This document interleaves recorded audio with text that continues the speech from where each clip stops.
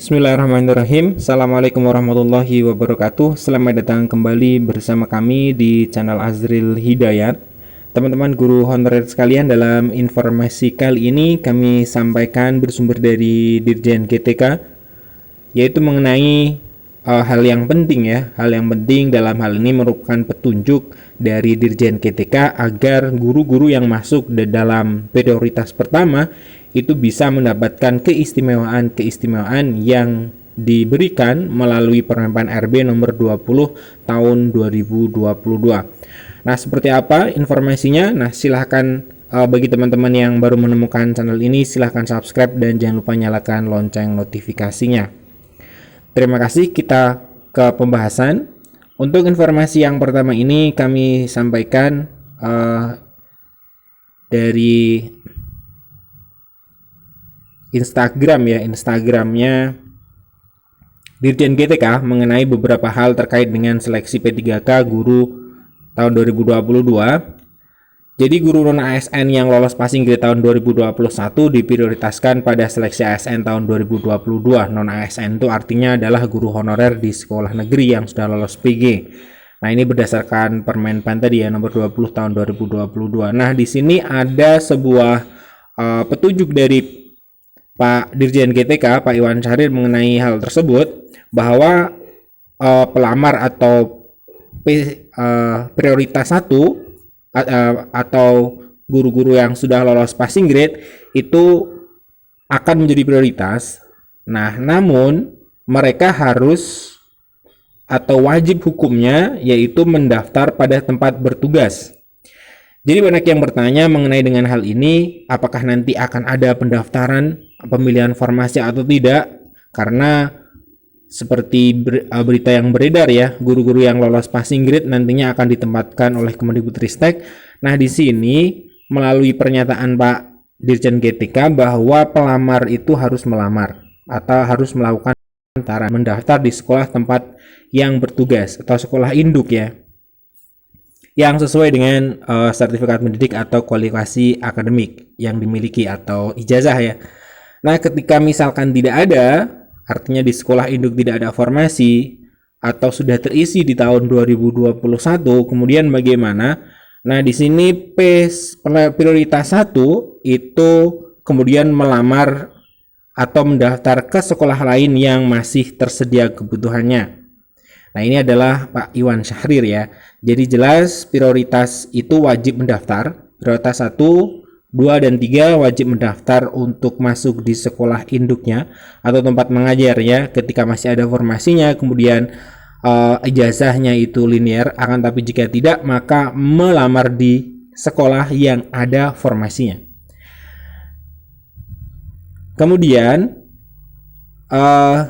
ini ya pasalnya ya, pasal 5 dan pasal 33 ini ya yang memberikan sebuah prioritas kepada guru-guru yang sudah lolos passing grade dan juga prioritas 1, prioritas 2 tentunya ini berada di dalam 2 pasal tersebut. Nah, kemudian informasi selanjutnya kita lihat di sini dalam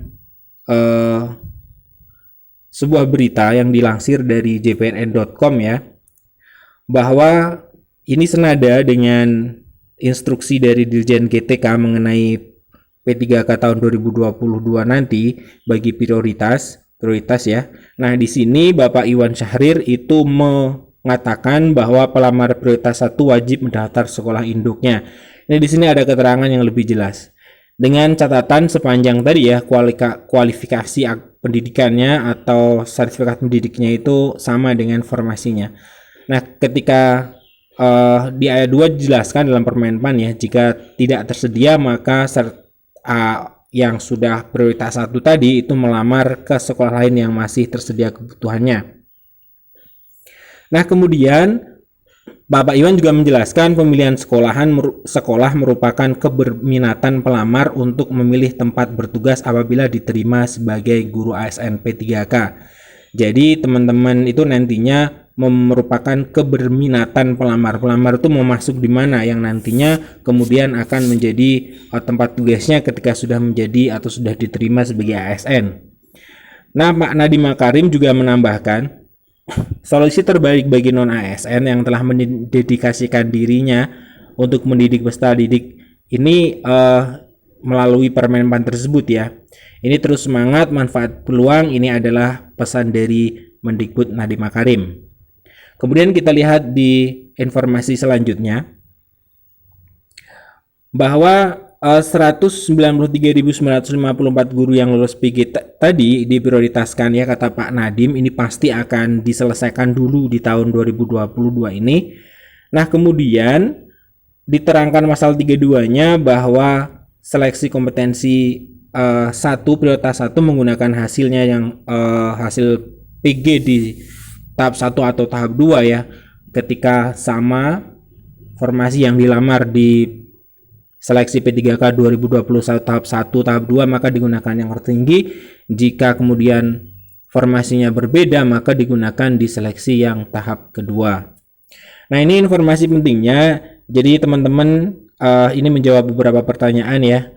Beberapa pertanyaan dalam kolom komentar. Kemudian ada yang bertanya apakah nanti melamar atau tidak. Tentunya di awal itu melakukan melamar dengan memilih tadi ya, memilih sekolah sama seperti di seleksi tahun 2021. Dan untuk prioritas 1 wajib mendaftar di sekolah induknya. Ketika tidak tersedia maka melamar di sekolah yang lain. Kemudian nanti bagaimana untuk penempatannya? Di video saya sebelumnya saya sudah singgung bahwa untuk penempatannya tentunya di sekolah induk itu menjadi prioritas bagi prioritas 1, 2, dan 3. Nah, akan tetapi ketika tidak ada formasi di sekolah induk, itu nanti akan ditempatkan di dalam satu wilayah kewenangan. Jika tidak ada, maka ada tawaran dari Kemendikbudristek untuk menawarkan formasi di luar daerah kewenangan. Nah, sekian informasi dari kami. Jadi ini silahkan diingat bagi teman-teman guru honorer yang sudah mendapatkan prioritas. Nah, ini untuk mengindahkan instruksi ini diingat, kemudian nanti dilaksanakan ketika sudah dibuka pendaftaran P3K guru di tahun 2022 ini. Sekian informasi dari kami, semoga bermanfaat. Assalamualaikum warahmatullahi wabarakatuh.